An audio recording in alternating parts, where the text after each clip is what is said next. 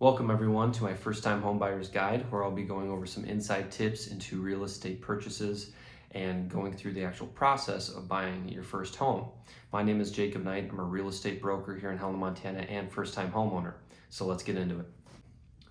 We're going to be going over planning your money, mortgage lenders, real estate agents, and then the actual meat of buying your first home and what that looks like and some tips within that.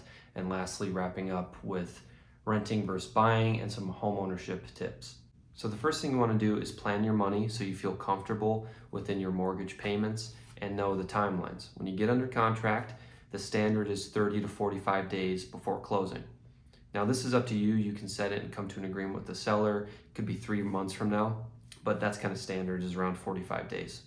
So what you're going to want to do is close at least a week probably before the end of the month, because you already paid for that month in rent. You'll have enough time to move out all your stuff. So when it comes to planning your money, the basic rule of thumb is 35% or less of your net income should go towards a mortgage. We use net income versus a lender is going to pre-qualify and give you a loan amount off your gross income, which is a little strange because that's not what we take home, as we all know.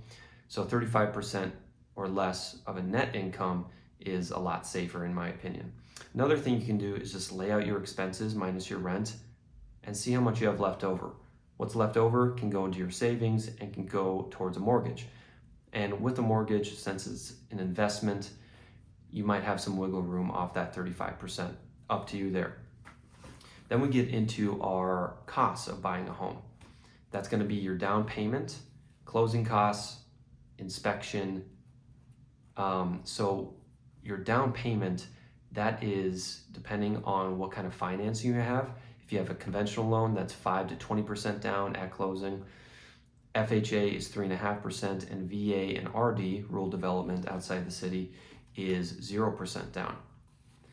Closing costs is going to be 2 to 3% of the purchase price due at closing. This comes from a few different parties: title company, your lender, taxes, things like that. One of your only upfront costs, unless your realtor, your buyer's agent is charging you money, I don't think so. Usually not. That's usually not what happens. But is going to be the inspection. With the inspection, that's around $500, and that's due once the inspector does his inspection. So a thing to know is the sellers can pay for all of this. You just have to write it in your offer, or maybe you could address it in your inspection contingency. So they can only pay for 3% of the purchase price in your closing costs. So if it's $400,000, they can only pay for, I think, $12,000 is the math there, of your closing costs. If it's FHA, they can pay 6%. So just something to know, they can only pay for so much. And that's it for this one. Mortgage lenders are going to pre-qualify you off your gross income, your debt, assets, credit score, things like that.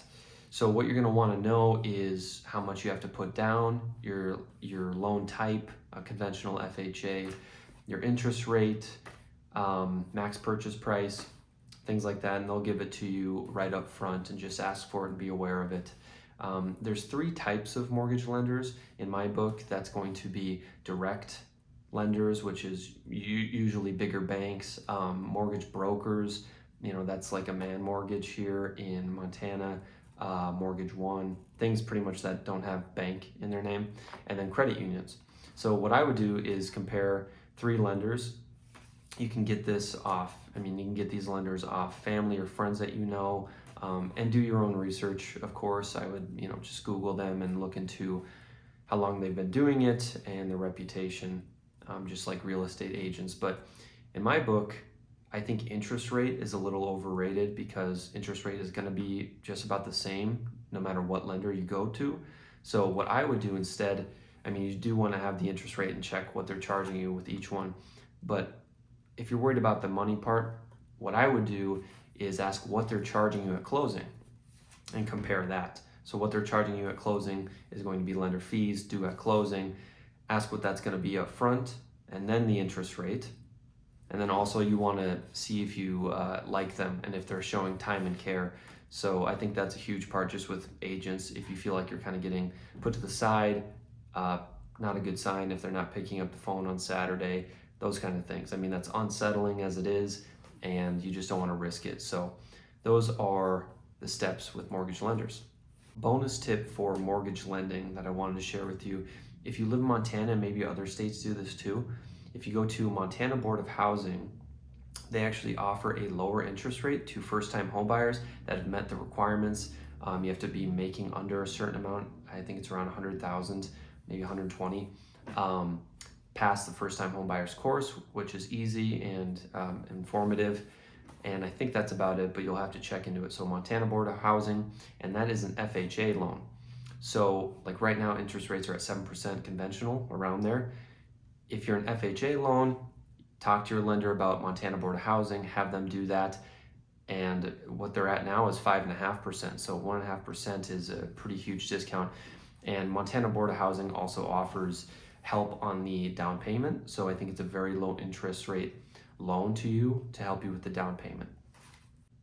So when choosing a real estate agent, there's going to be a lot of different agents out there. Where I would start is with your family and friends. Ask them who they used, how the experience was, and then look up those agents online, get the information you can, and then also do your own research, probably online too, with other agents. And how you should sort through them, to me, I think first comes their reputation and sales. So the reputation, you just want to make sure that they have a great reputation, how long they've been in the business, how many sales are doing, 12 a year or around there. I mean, that's one deal a month. I think that's good. That means they're not getting, kind of stale in the sale process. And you want to make sure that they're showing you time and care, just like with lenders. If you feel like you're getting pushed to the side, swept under the rug a little bit, if they're not picking up their phone, probably not a good sign. I mean, since you're going to be working with that agent, you want to like them and you want to feel that connection and feel like they're really showing that they care and that they want to invest time in you. So more on real estate agents, a couple different ones. There's agents, salesperson. That's kind of like you're starting. I got into real estate. I'm an agent. I'm a salesperson. And they can be that for 20 plus years. But the next step from there is a real estate broker. That's where they have to pass a test, have a certain number of sales, and they get their broker's license. Realtors are just an association that agents will subscribe to, and they have a higher code of ethics and standards that they have to abide by. So a tip with this, don't use the listing agent as your buyer's agent because they're already representing the sellers. And if you want to use them, they're going to represent the sellers and you, which could be a conflict of interest. Sometimes it's not. I think in some states it's illegal actually, but I just wouldn't do it. You want to get your own buyer's agent, make sure they're just working solely in the best interest of you. So lastly, I want to go over the advertising of agents. So when you look online, there's going to be, the Zillow, Realtor.com, the Google, those kinds of things.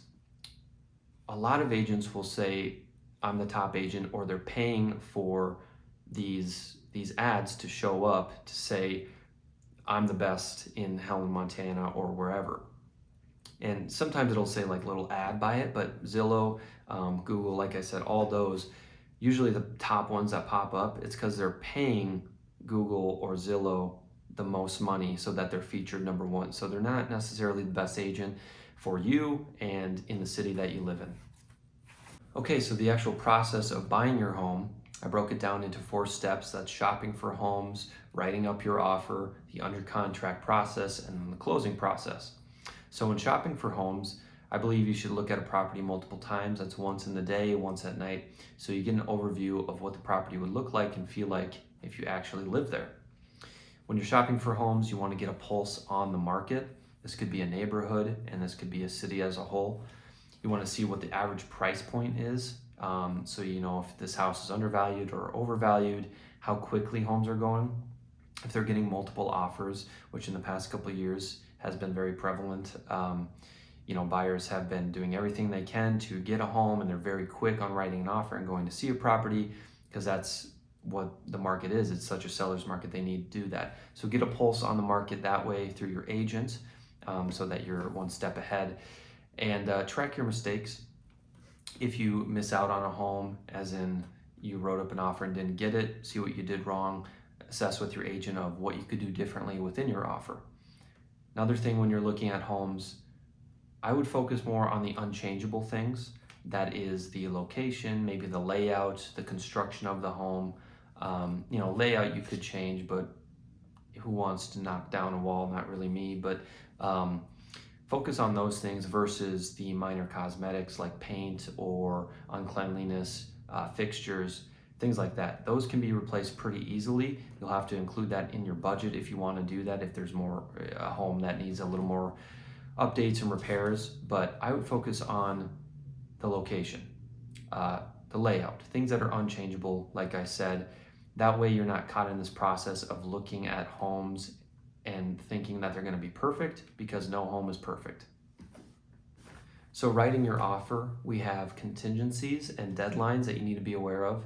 Our offers are pretty much written for buyers. They're in protection of both sides, but buyers have contingencies to get them out of a contract. Those are things that are outside of your control, like the bank. That's going to be your financing contingency. That could be, dependent on if you open up any new lines of credit, which you don't want to do while you're under contract, or the appraisal. Ones on you are going to be inspection. Those are things that you can control and you can get out of a contract by that. And know the deadlines so that, and your agent can keep you posted, but know them so that you can get out of a contract in time if you need to, and you're just aware of when you need to get things done.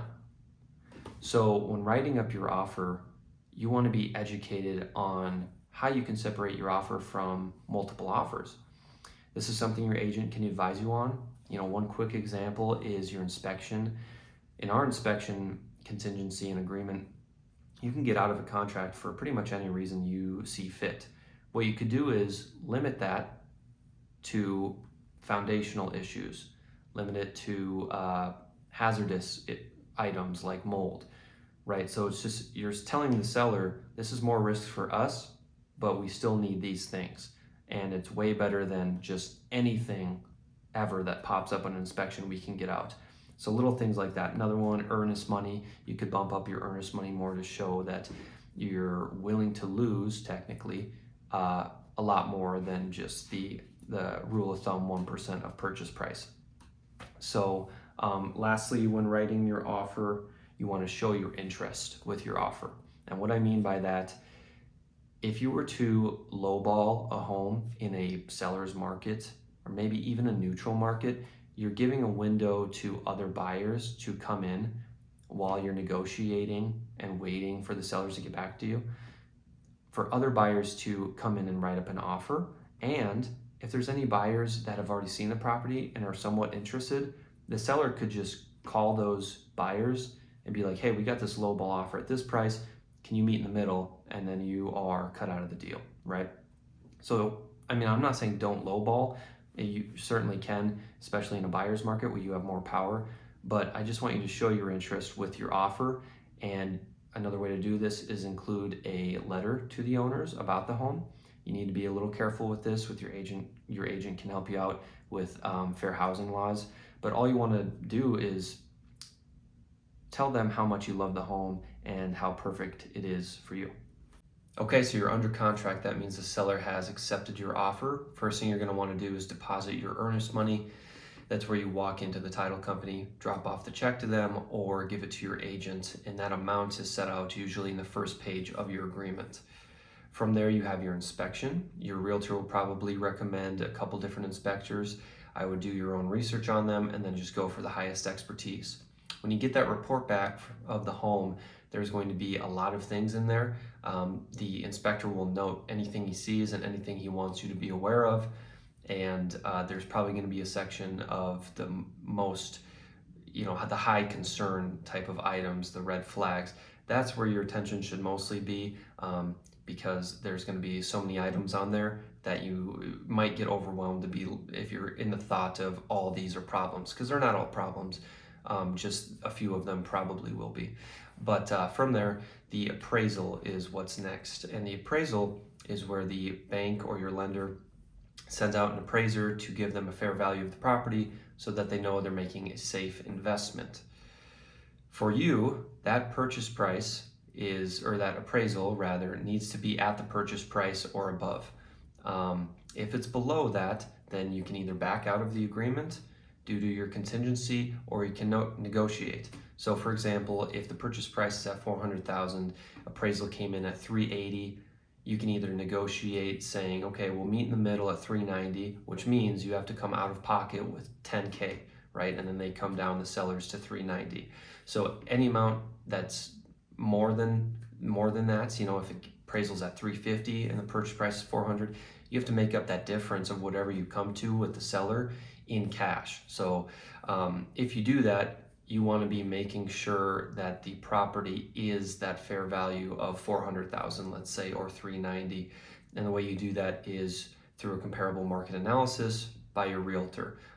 Just getting everything you can from your realtor on, is this a fair price? Because the appraiser came in at 20 grand below that, which they can be wrong. I mean, essentially they do a CMA, but maybe a little more in depth and different than realtors. But realtors can give you a great idea of the property value. You just need to trust them and know that they are the expert. So another option from here, kind of a tactic to negotiating, say that appraisal came in at 380 and the purchase price is 400, you can say to the seller, most buyers have lenders, right? I mean, 90% of them, and a lender is going to require a appraiser to come out, and they're likely going to get the same appraisal amount that our appraiser did, because that's just usually how it works. So we'll stay in contract with you if you come down to 380, and we'll get this thing done. That way you save 20 grand, through the buyer saves 20 grand, and the seller gets to sell their house. So lastly, from there, the title contingency. This is where you'll get some paperwork on the property and the title of the property, and an overview of what that looks like. And that's it, on to closing.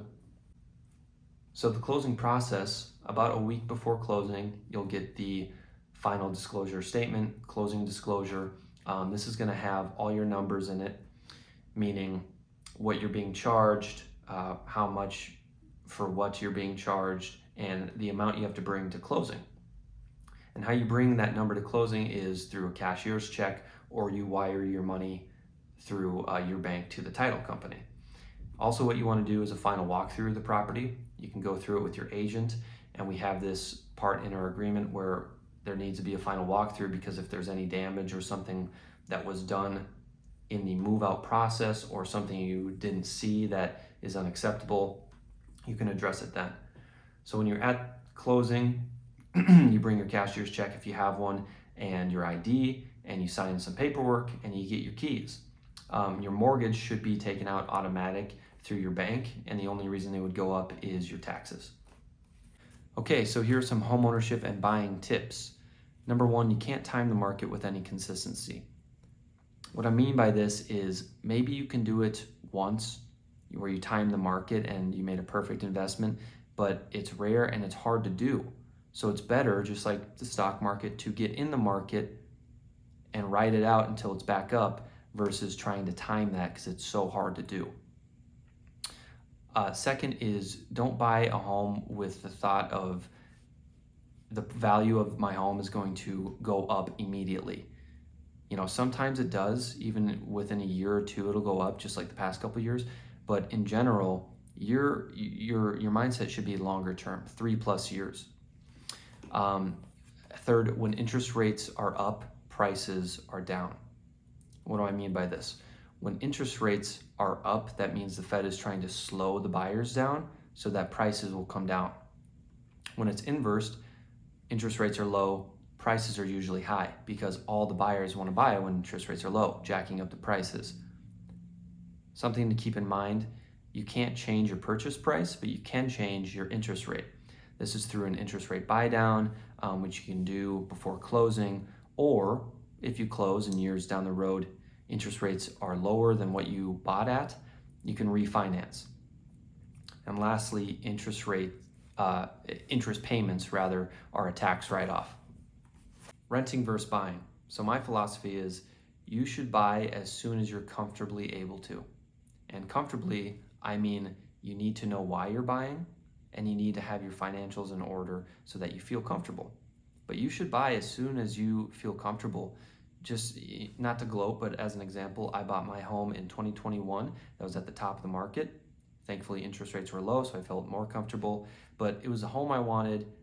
I figured out my why because I was sick of renting, and for me, my rent payment was more than the amount I'd pay in interest in my home mortgage, and that's maybe a good rule of thumb for you guys.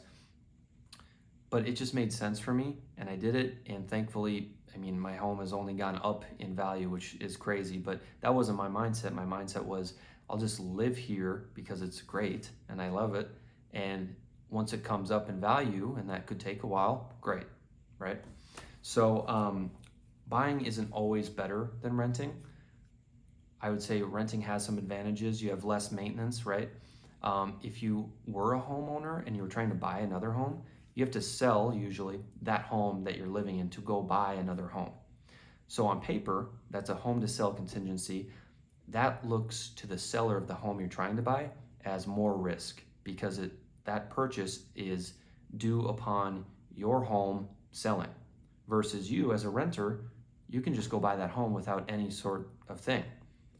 So that's a huge advantage. But like I said, you got to figure out your why, your financials, and have some knowledge in this category. That's it, guys. Thanks for sticking with me. If this was a lot, that's okay. It's kind of supposed to be. This is a big investment, maybe one of the biggest in your life, and can be life-changing for you, and probably will be financially and in your happiness. So I wish you the best of luck. Again, my name is Jacob Knight, broker here in Helena, Montana, and good luck in your future endeavors. Take care.